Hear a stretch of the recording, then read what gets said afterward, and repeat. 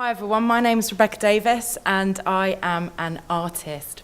And some people call it participatory art, community engaged art, socially engaged art, social art, whatever, call it what you want. I am an artist. I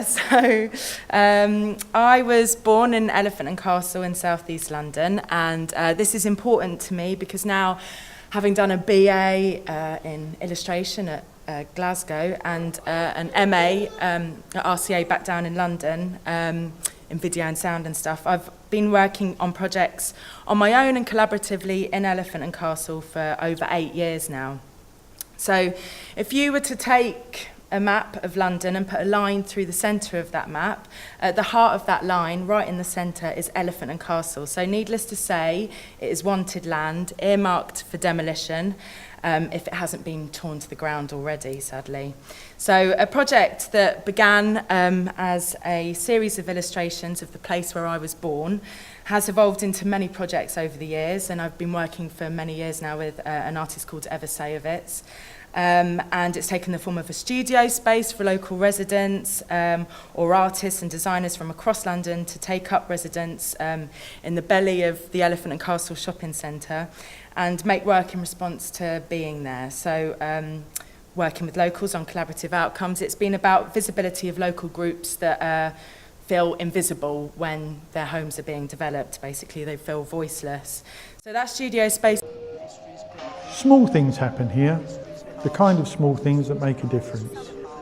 A woman rents a space and starts mending clothes. A man puts his bankruptcy behind him and starts again. Businesses are named after the firstborn children. Things move, things change, things begin. So that was a film that took 3 years to make. The studio space that I was talking about became a book, a skill exchange called People's Bureau. We had dance performances, debates, events, and now we're an associate of Tate Exchange. And that film is about Elephant and Castle, community, an icon of multiculturalism, and we believe an incubator for ethnic and migrant economies to sort of come to London, start a business and, be part of the system. So I'm an artist, as I said, with a practice that crosses and weaves performance, illustration, community collaboration. I design, create, deliver projects, and oh gosh, it's all happening so fast. This urgency comes from working with other artists, designers, residents, traders, blah, blah, blah. So the Oasis Social Club was inspired by work I've been making at Elephant, how people come together and why it's not always easy. So bingo goers like Doreen here, who was a resident of an estate I was working with actually in Hackney, Juji Hackney now, and that's not a joke. Doreen was a bar lady for 30 years, and I worked with her to create the Oasis Social Club's first landlady, Mavis Davis. So Mavis Davis is in the middle there. On the right you see Denise Braithwaite, and on the left Donna Plagg.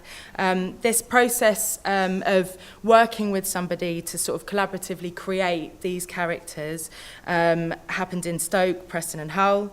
I admire women who take no shit and make people feel secure, and you can have a laugh with them, eat peanuts and feel like everything's going to be all right, and they've kind of got your back basically.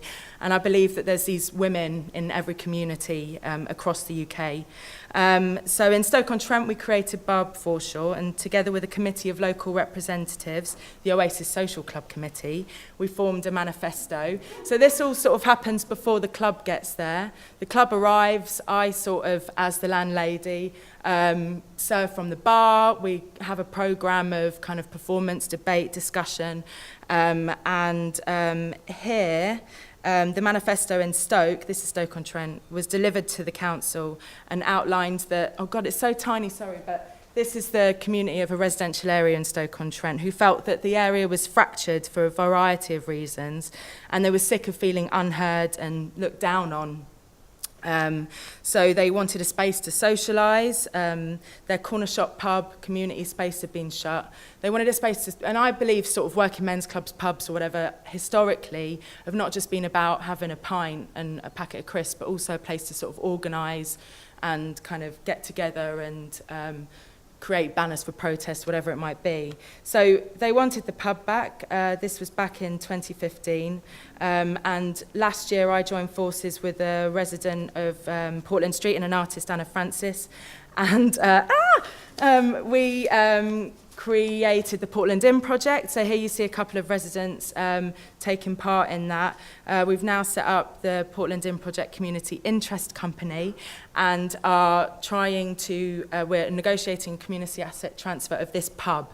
So this pub is right in the centre of this residential area in Stoke-on-Trent. Oh gosh, where am I now? So, so we're fighting to, well, not fighting, I believe that the council sort of wants to support us to create a ceramic workshop offering training and eventual employment locally, a social space and an artist residency space. So I've since moved to Stoke-on-Trent, not just for this project, but I just really bloody love the area and sort of believe in the work that we're sort of doing there and recognise that it feels a bit less of a battle making work in somewhere that's not London. So back to London, the work you see in the show downstairs, it sort of acts as a monument that is brought alive by an uncomfortable performance that we did on the opening night.